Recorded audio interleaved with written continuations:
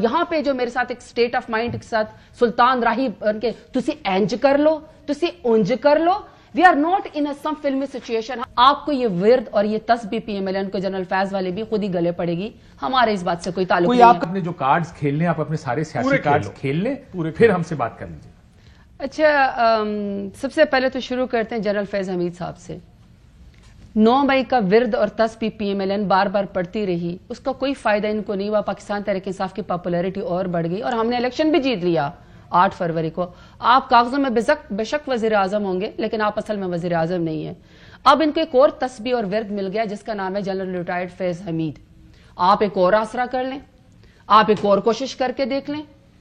آپ نے تو کہا کہ جی ہم اینٹی اسٹیٹ رویہ, ایک چیز کہوں اس پہ سن لیجیے گا, وہ سابق ڈی جی ایسا ہے جی, یاد رکھیے گا. So they should not jump into the conclusion. They should not jump into the conclusion. مسئلہ یہ ہے کہ جو پریس ریلیز ہے کافی سخت ہے, اور فوج نے اپنے سابق corps commander D G S I lieutenant general, جو کہ ایک انپریسیڈنٹڈ چیز ہے, اس پر یہ سارے الزامات خود لگائے ہیں کہ انہوں نے 9 مئی کے علاوہ دیگر پرتشدد واقعات میں سیاسی کسی گروہ کی, نام نہیں دیا آپ کا, اب میرے پاس پریس ریلیز نہیں ہے لیکن میرا حال کم و بیش میں ٹھیک ہوں کہ ایک سیاسی گروہ کے ایما پر یہ سارا کچھ انہوں نے مل کے کیا ہے. اس کی تفتیش ہو رہی ہے. اس میں بھی 2 وہ ہے جن چیزوں پہ چارج شیٹ ہو چکے, وہ ہے آفیشل سیکرٹ ایکٹ وغیرہ وغیرہ, لیکن اس پر اور سیاسی سرگرمیوں پہ اس پر وہ چارج شیٹ ہو چکے ہیں, لیکن اس پہ تفتیش کر رہے ہیں. سو یہ بڑی سیریس بات ہے اگر فوج اپنے ڈی جی آئی ایس آئی کے ساتھ یہ کر رہی.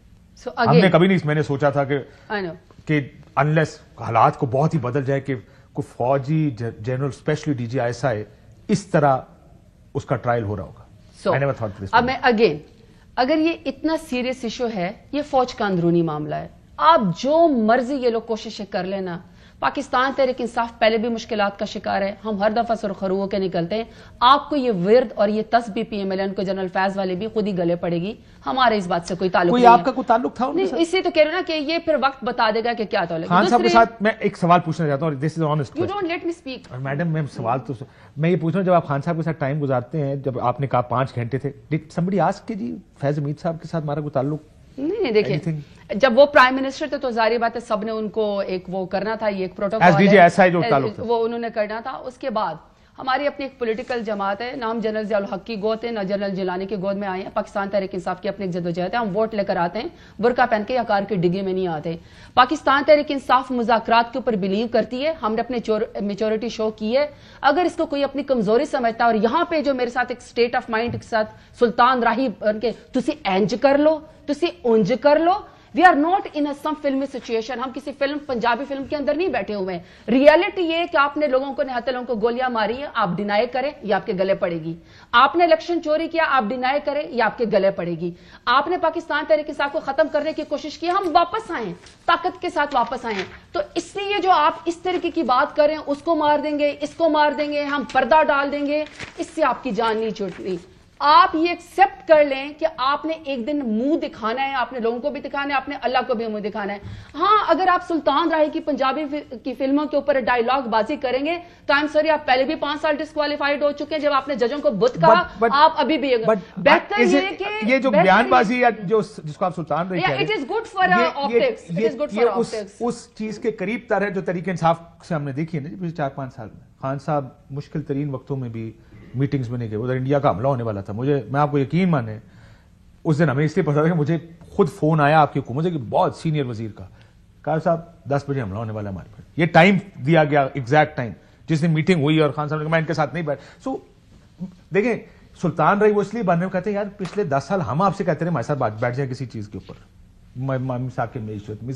چلے جس سے پوچھ رہے جنہوں نے ان کو بٹھانا, اگر وہ اجازت دے دیں گے تو بڑے اچھے. جو آپ کو منع کر رہے تھے آج لگتا ہے وہ بھی منع کریں. ایک آخری سوال, ڈار صاحب نے ایک اور بات کی الیکشن کے مینڈیٹ پر, ذرا سن لیں, اس کے بعد مجھے بریک کے بعد اس کا جواب دیجیے گا. میں اگر یہ کہا جاتا ہے کہ جی 2024 الیکشن کسی اور نے جیتا, مینڈیٹ کسی اور کا تھا, دے کسی اور کو دیا, تو پھر 2018 سے معاملہ شروع کرنا پڑے گا. آپ 2018 کا ہمارا مینڈیٹ واپس لوٹا دیں, ہم اس کو لے کے اپنی ٹرم پوری کر لیتے ہیں, پھر آپ 2024 کا مینڈیٹ لے لیں اور پھر اس کی ٹرم پوری کر لیں. 2 wrongs don't make 1 right. میں تو کہہ رہا ہوں نا, خود ہی کہتے ہیں 2 wrongs don't make 1 right, but اس میں ایک ایڈمیشن ہے. وہ مان رہے ہیں کہ 2024 کا الیکشن چوری ہوا ہے, آپ ہمارا 2018 کا الیکشن دے دیں, وہ بھی عمومی طور پہ مانی گئی بات ہے کہ ساؤتھ پنجاب محاذ جو کچھ ہوا اس الیکشن میں, وہ کہہ رہے 2018 کا بھی چوری ہوا تھا, 2024 بھی چوری ہوا. آپ 18 ہمیں دے دیں, ہم 24 بعد میں اپنی ٹرم پوری کر کے آپ کو دے دیں گے. صاحب یہ اب تو مان لیا انہوں نے کہ 2024 کا الیکشن چوری ہوا تھا.